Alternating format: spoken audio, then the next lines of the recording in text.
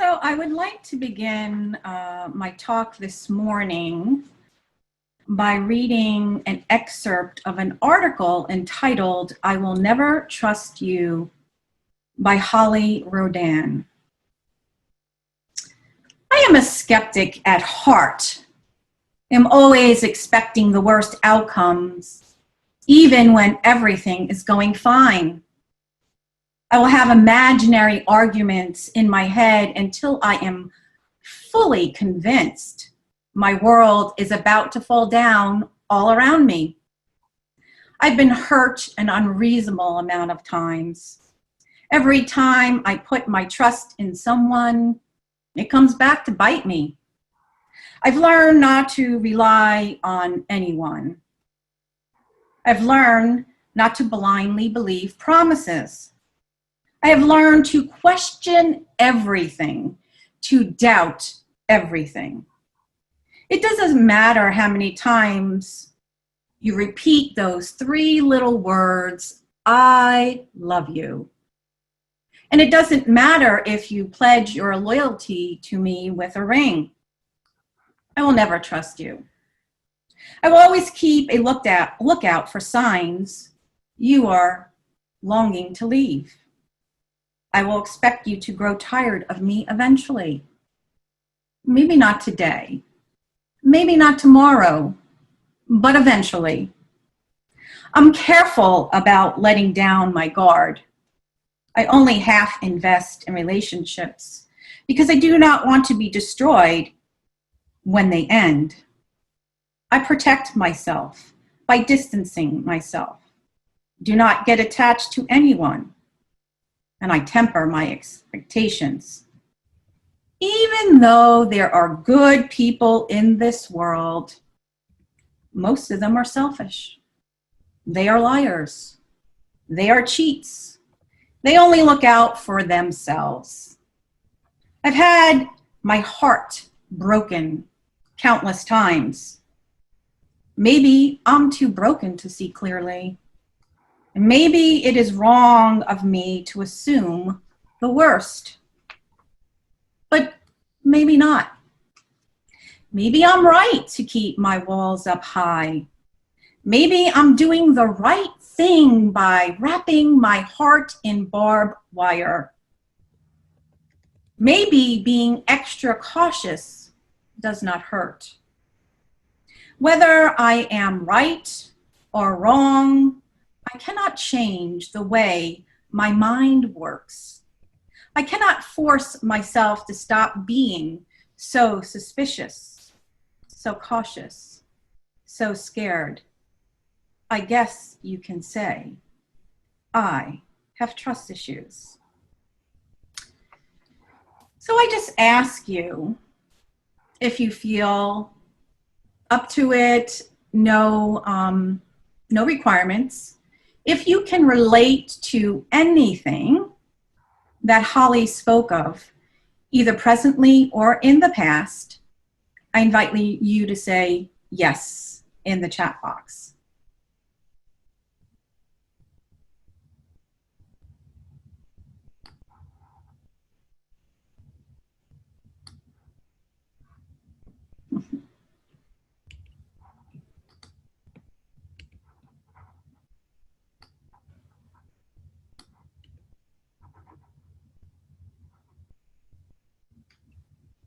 So I can see that I'm not alone. And I wanted to explore with you this concept that we actually are hardwired to trust when we are birthed into this world. Many spiritual teachers, past and present, believe that we actually choose to take birth in this lifetime, that we choose to come in for our soul's evolution and the evolution of other souls, and that we even pick the life lessons and the parents that we will be birthed through. And many scientists who study the near-death experiences Interview upon interview reveal that these individuals who were transitioned for a short period of time before coming back said that they actually had a review of the pre-birth planning.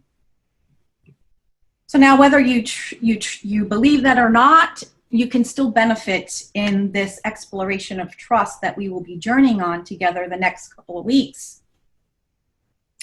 And besides the near-death individuals and other mystical teachers who say that we come into this world hardwired to trust, or otherwise we wouldn't come in and forget many of the things once we reach this earthly plane.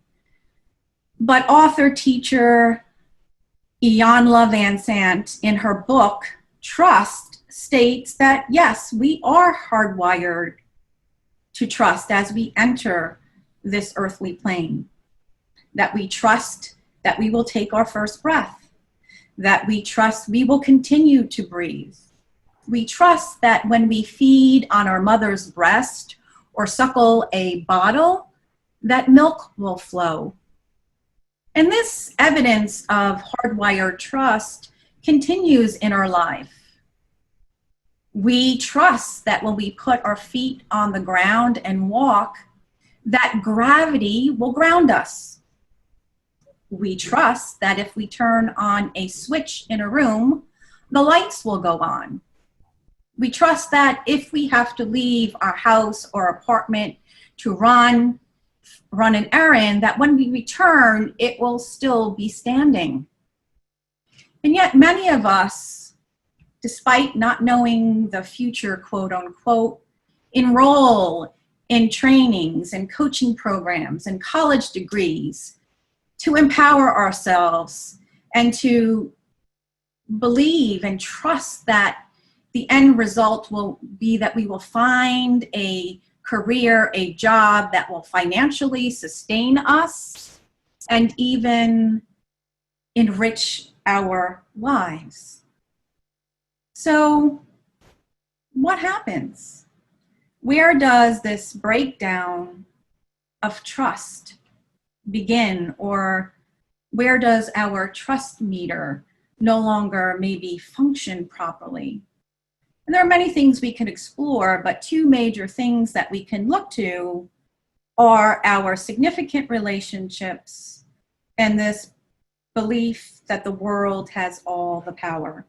So just briefly looking at our relationships, the dynamic and the health of our interacting, whether our relationships with our primary caregivers or parents, family members, friends, authority figures, co-workers, employers, and even the individuals who occupy and run the many institutions, our educational system, our government, our law enforcement, so on and so on. The quality of that relationship, the health and dynamic of that relationship adds to whether our trust is empowered and cultivated, or to the breakdown, to the erosion of trust. And that wondering, what can I trust and what can I not trust? All too often I hear that today as we are faced with COVID-19 and who are we to believe, and there are conspiracy theories, and there's much mistrust in our law enforcement and our government. And the other thing that also adds to the erosion of our trust is that in these relationships that we cultivate, as we enter this world, we begin, unless we have very enlightened parents and individuals around us, this journey of separation. We have been projected onto, and we develop this personality self, who we think is the real me. But the biggest message we get is that the world out there holds all the power. People, our education, our titles, our material possessions, our institutions. If only all of that would change, then I will have more trust. I will be happy. I will feel better about myself. And we know that is one of the things that adds to not only overall trust, but the erosion of our own self-trust. And so really key, yes, all of our relationships are very essential, but many child development psychologists and theorists really believe that that erosion can happen very early in life. Here we see, if you look at Erik Erikson's psychosocial development stages, it is believed that that foundation of trust versus mistrust happens in our first year. And other people expand that out, that that level of trust really develops and is implanted by the time we're age 6. So depending upon the physical, emotional, mental, and spiritual well-being of our caregivers, if they are present, if they are attentive, if they are nurturing, and if they are consistent in their care for us, that expansion and development in trust in ourselves, trust in others, and the world around us begins to expand and have a firm foundation. However, on the other hand, if our caregivers have physical, mental, or emotional challenges, if they are absent altogether in our lives, if they are inconsistent of their care for us, if they are abusive or neglectful, either physically or emotionally, and if they are unreliable, then that trust erodes. Our trust meter becomes defective, and we begin to develop unhealthy coping mechanisms that affect everything in our lives. And Iyanla Vanzant says that trust is an essential soul need. The psychological injuries and emotional wounds we experience as children affect our soul. When the soul does not develop within the experience of trust, there remains within us a child who is in a constant search for attention, understanding, love, respect, and possibly justice for their abuse or neglect. These needs, when left unmet and unaddressed, will fester and grow into disruptive and/or dysfunctional behavior patterns that will impact every aspect of our lives. And these wounds become like a virus that plagues our operating systems. They fill us and impact us emotionally, mentally, physically. And if that virus continues to get reinforced by the experience in our relationships of being let down, lied to, betrayed, gossiped about, bullied, harassed, harmed, violated, discriminated against, and oppressed by individuals or groups of people who fill our institutions, that virus will spread, again, like I said, not only within ourselves, but the virus of mistrust will also spread and become pandemic. We can see that operating today in the world around us. And if you feel so moved, I invite you in the chat box to put how you may see the virus of mistrust in our world around us.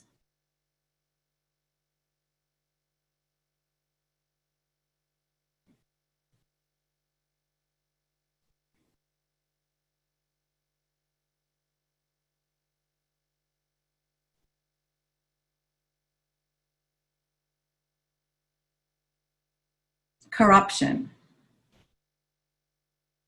Everybody has an opinion that they seek to confirm, and they don't seek true information. Yes, there are lots of theories out there. Our president, particular party, to mention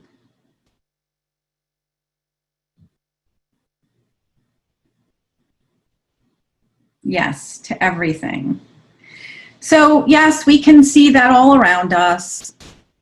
Party against party, race against race. Our institutions serve others more fairly than not, and all of that. If our relationships are honoring or not honoring, there is a breakdown of trust that is like a virus that plagues us all.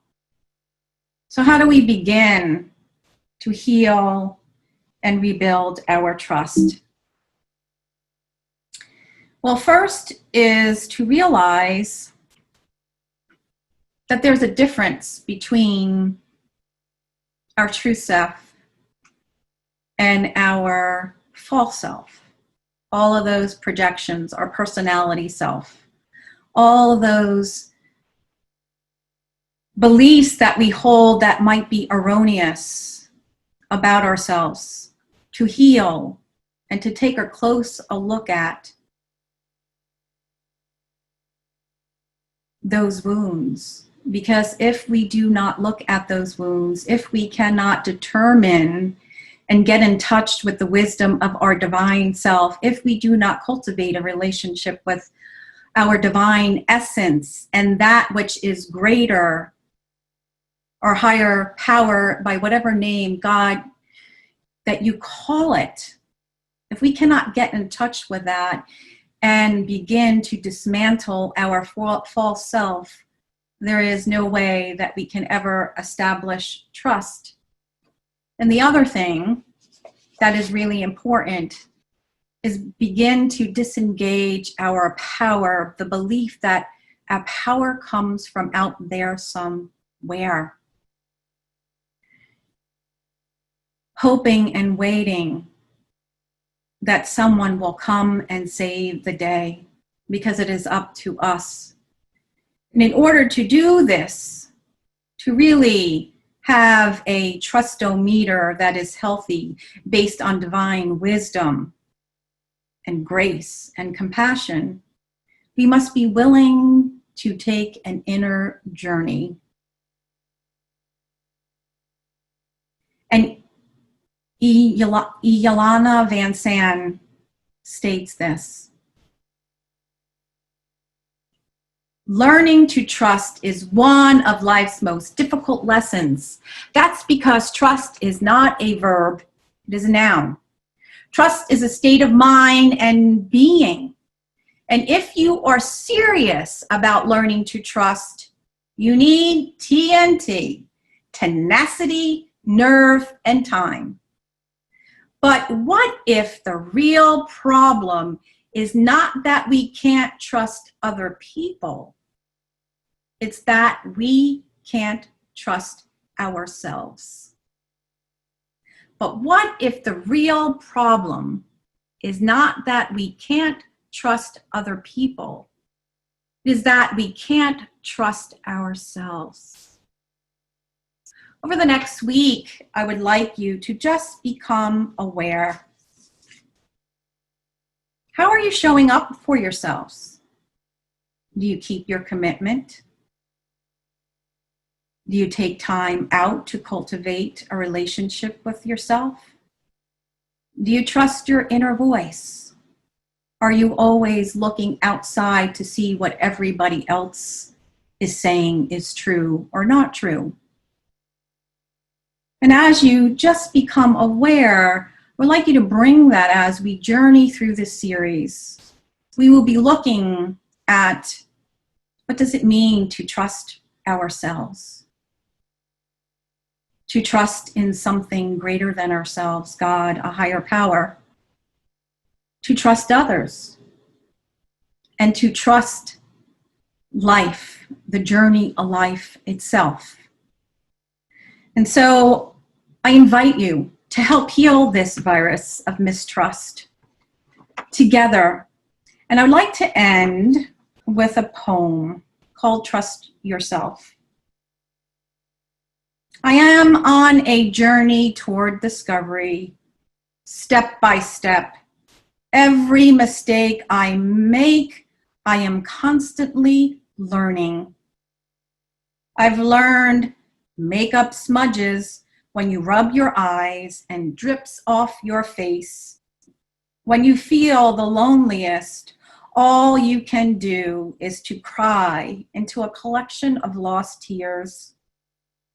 I've learned it's hard to trust, mainly because people lie, even the ones closest to you. So, if they are the cause of my tears and misery, why do I listen to them? I've learned to trust myself.